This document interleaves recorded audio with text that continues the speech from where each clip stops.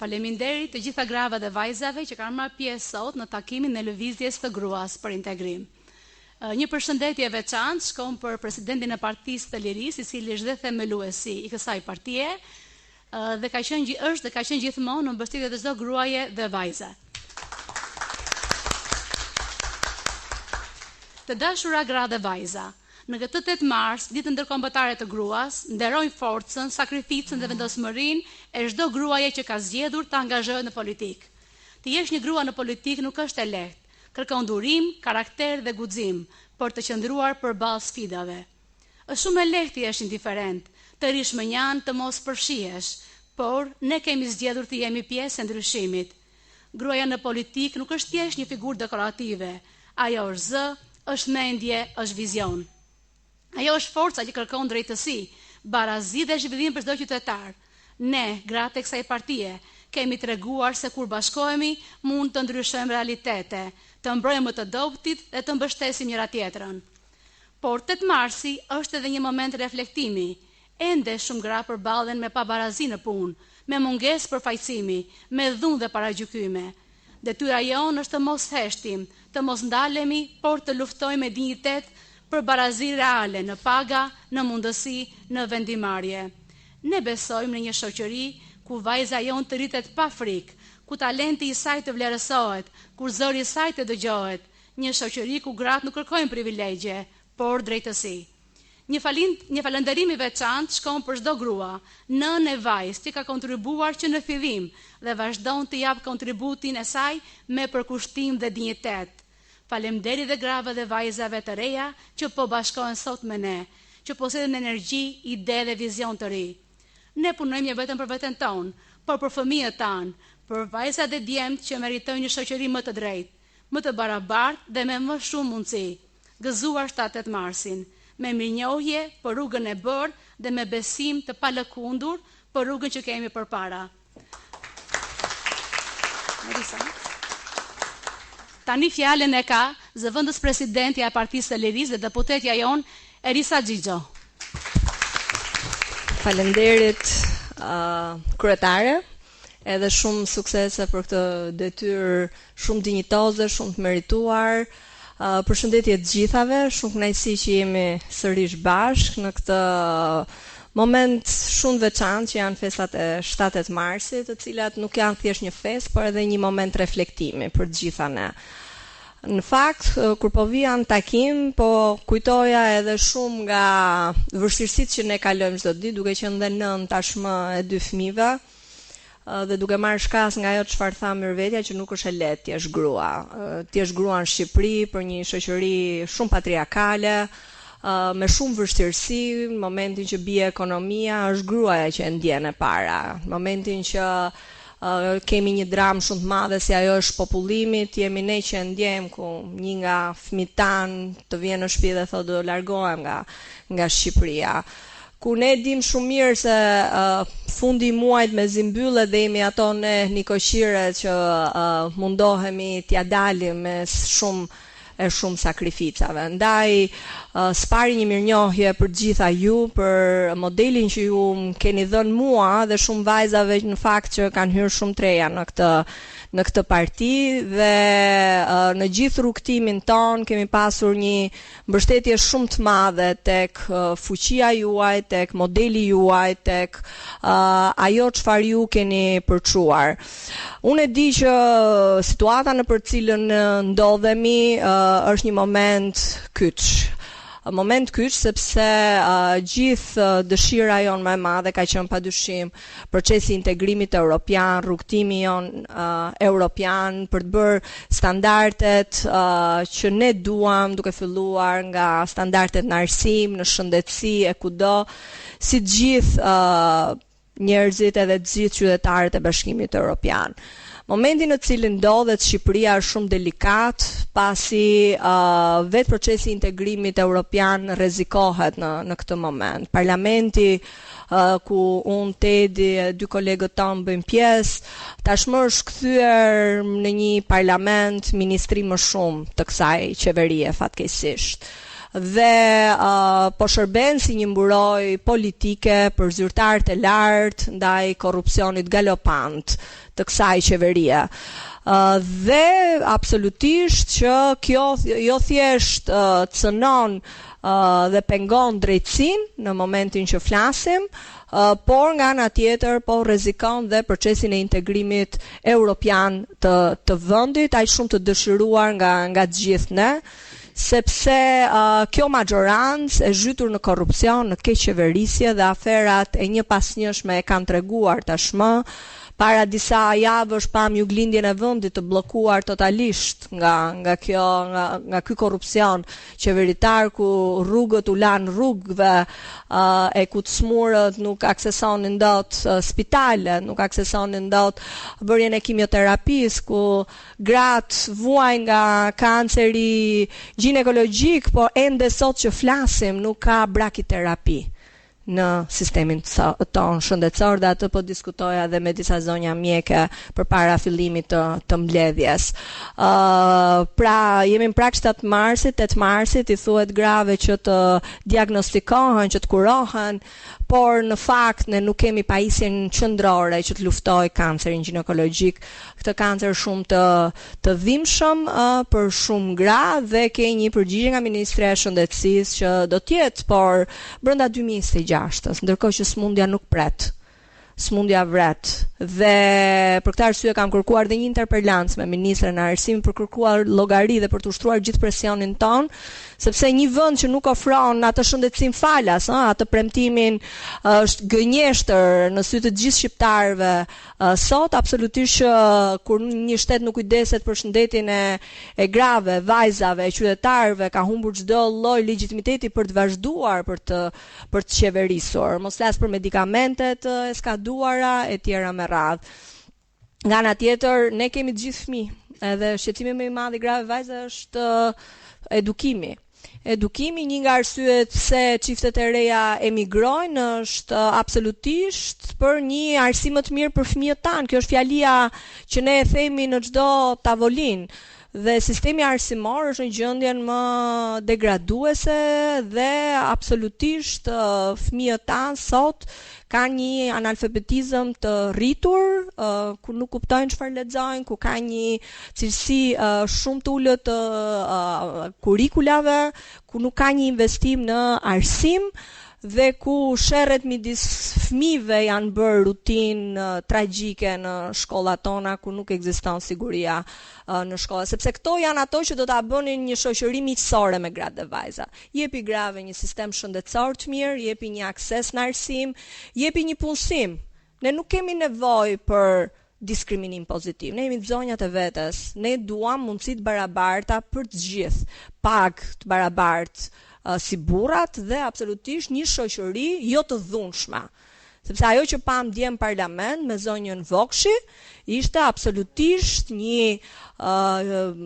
ngjarje shumë e rëndë që ndodhi në parlament, një gjuhë seksiste, një gjuhë denigruese ndaj një zonje e cila është dhe nën, është edhe mama e 2 vajzave, dhe absolutisht është e papranueshme, por edhe drejtimi e atij parlamenti duke mos u marrë asnjë mas ndaj zotit Balla, ama kur deputetët e opozitës kërkojnë heqjen e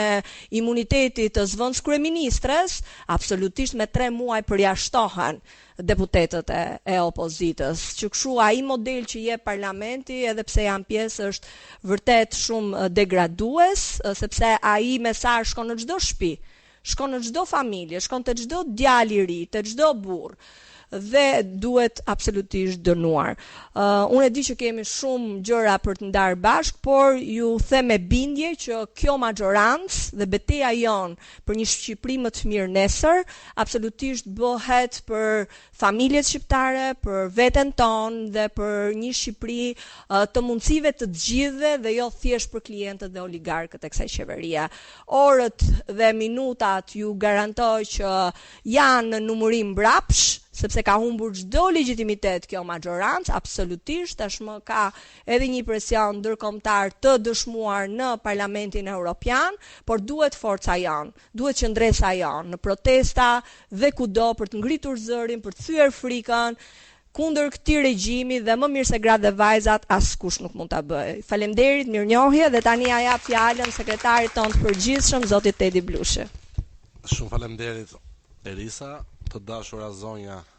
dhe zonjusha, të nderuara anëtarë të strukturës drejtuese televizjes së gruas, për integrim në këtë ditë të veçantë për ju, 8 marsin. Së bashku me ju dua t'ju uroj jo vetëm ju, por të gjithë vajzat, gratë, motrat shqiptare gëzuar 8 marsin. Më lejoni që në veçanti t'ju shpreh juve me shumë përulësi falenderimet dhe mirënjohjen më të thellë për rolin tuaj të jashtëzakonshëm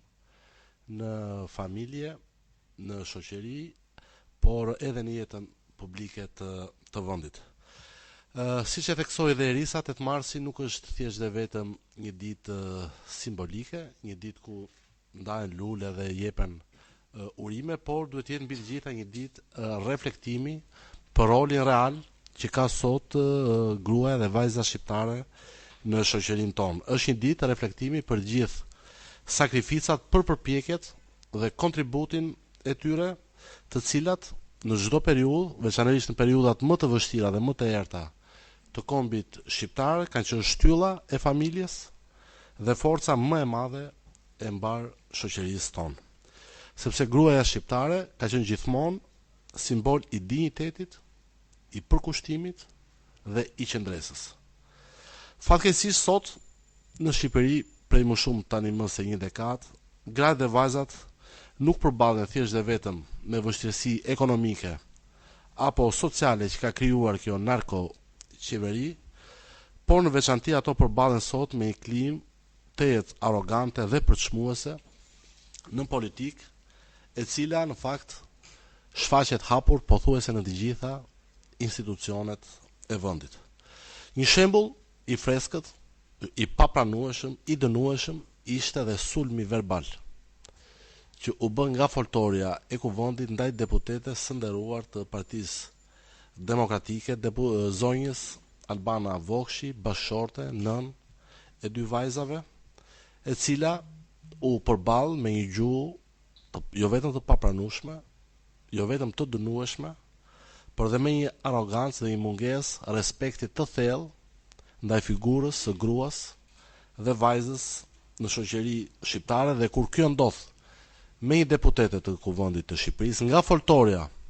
e kuvendit të Shqipërisë, tregon qartësisht se sa respekt ka kjo mazhorancë dhe kjo qeveri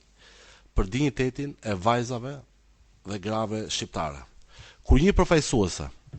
e popullit trajtohet me fyerje dhe me arrogancë dhe me denigrim në parlament, imagjinoni se kush është mesazhi që kjo shumicë ilegjitime u jep sot të gjitha vajzave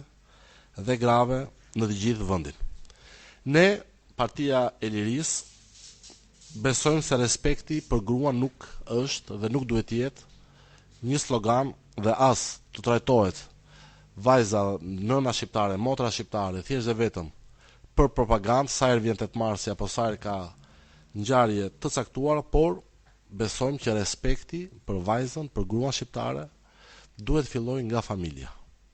Një institucion ndaj të cilit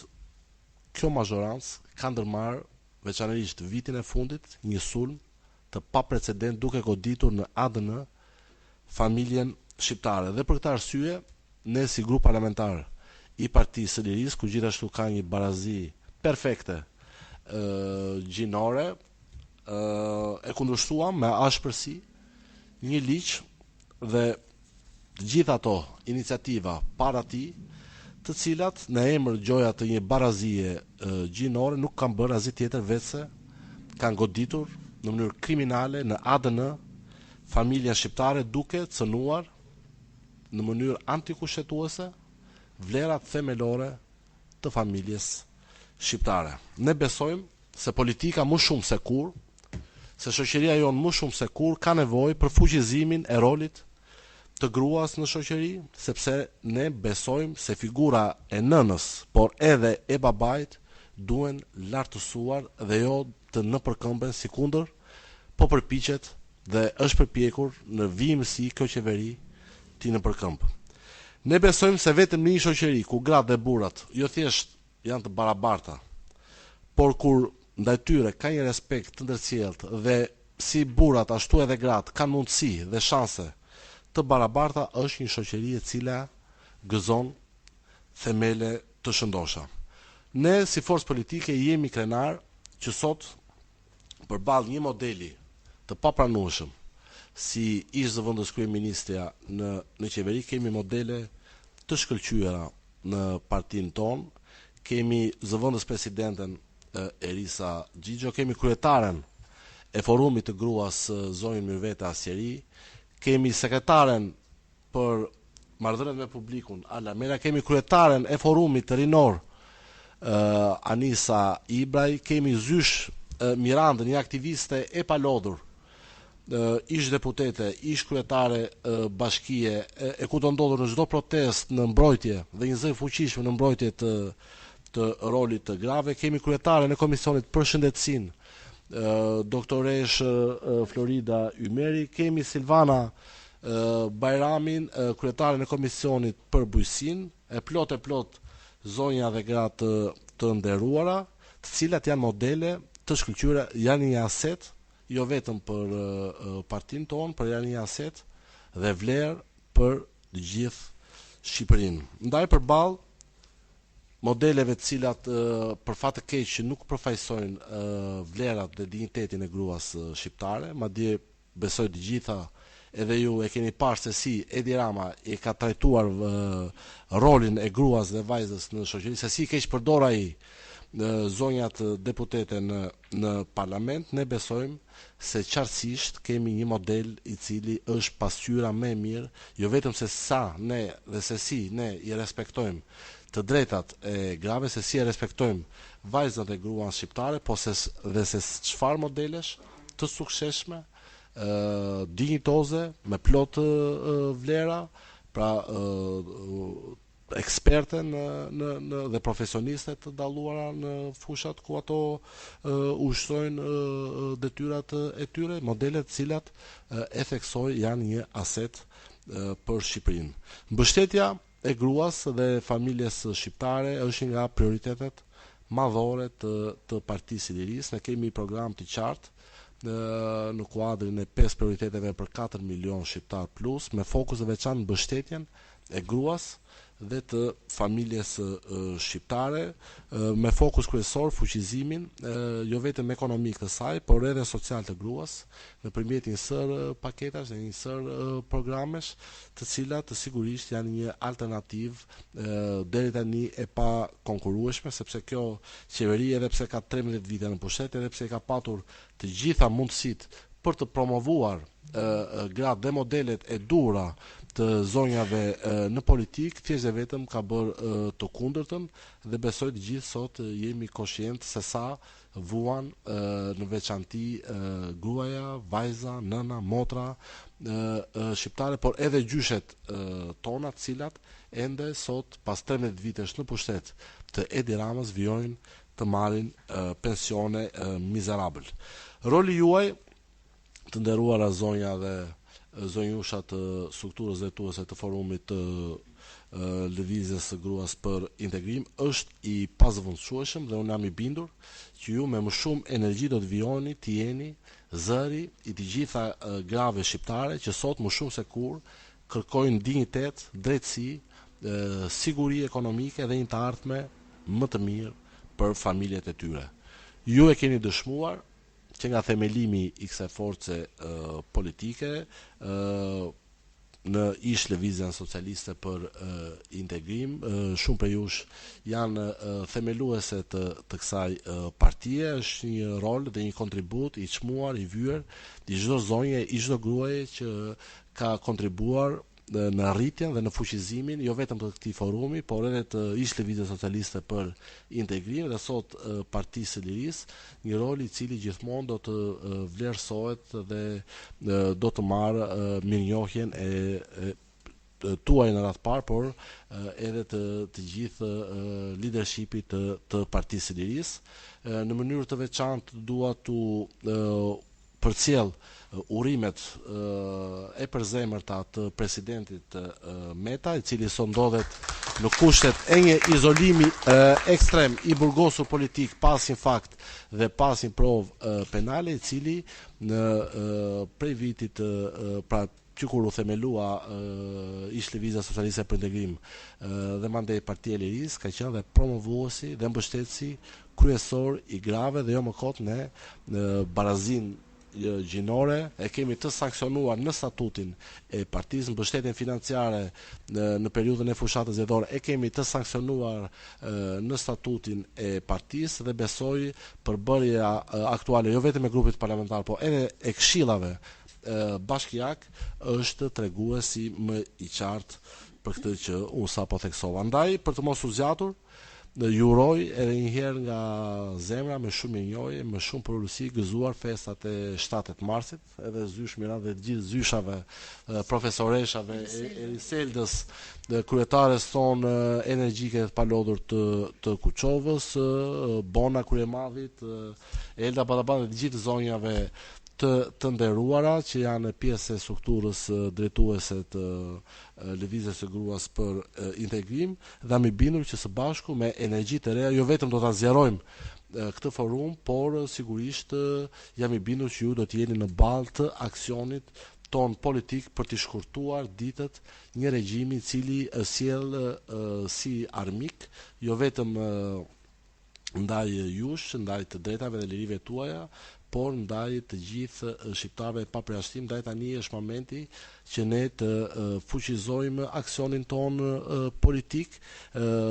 Jam krenar që gjithmonë në çdo protestë dhe në çdo aksion ju si forum I gruas keni qenë në ballë të çdo proteste dhe në çdo përballje me narkoregjimin dhe besoj që paralelisht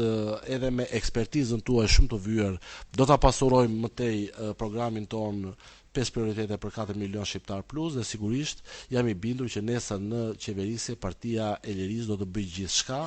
për të forcuar jo vetëm dinjitetin dhe rolin e gruas në shoqëri, por